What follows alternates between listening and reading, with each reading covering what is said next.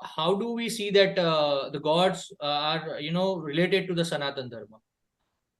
So the question is, I'll clarify this question a little bit. Do Hindus worship one god or many gods? That's a common question we all have in mind. For example, I could be a devotee of Rama.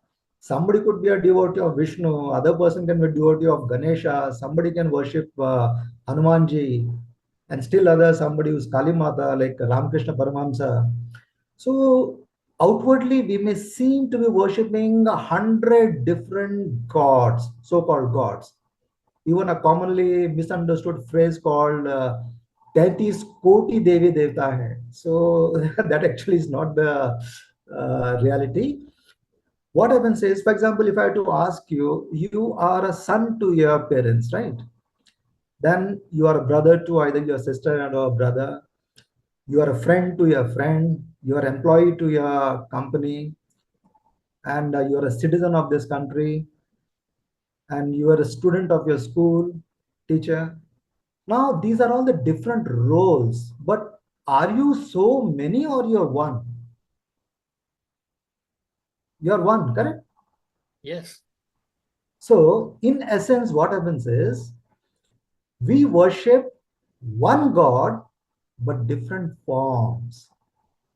There are many forms. Like an actor in a movie, in one film he can be a hero, in other film he can be a character role, in third film he could be a villain, fourth movie he could be a comedian. He's donning different makeups, and he's doing performing different characters. But in person, that actor is only one. So the essence, what we worship, is only one God, but there are different forms. Now you might ask, what is the purpose of having these different forms? Why so many forms? So what happened? There was a gathering of spiritual masters from different religions in one of the foreign countries, and a journalist asked the same question. Just now, Swamiji, you said God is one, but we find that somebody in your country is worshipping elephant god, somebody is worshipping a monkey god, somebody is worshipping another god with 10 hands. So how can God be one? So the Swamiji smiled and he said, "Can I ask you one question?" So he said, "Yeah, of course." He said, "How many, what do you call, members are there in your family?" He said, "My wife and two children." He said, "When you go to a restaurant and you want to eat, do you eat just order one dish and all of you are happy eating the same dish?" He said, "No, no, no. My children like pizza. I like something different." Then he asked, "Can I ask him a couple of more questions?" Yes, sir. He said, when you go for buying clothes, do you buy the same color, same pattern, and everybody in the family stitches the dress according to?" He says, "No, no, no, no. Everybody wants different patterns, different colors, designs."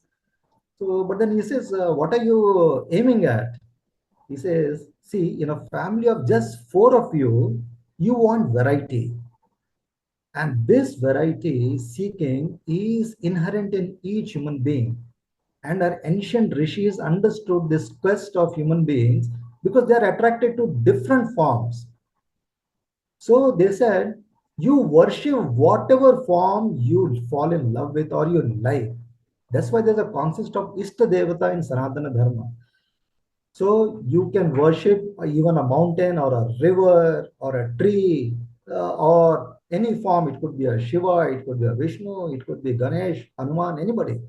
So that freedom is given to Sanatana Dharma followers, that no matter whatever deity you want to worship, ultimately it is only one essence, the one God. The praise will go to one God.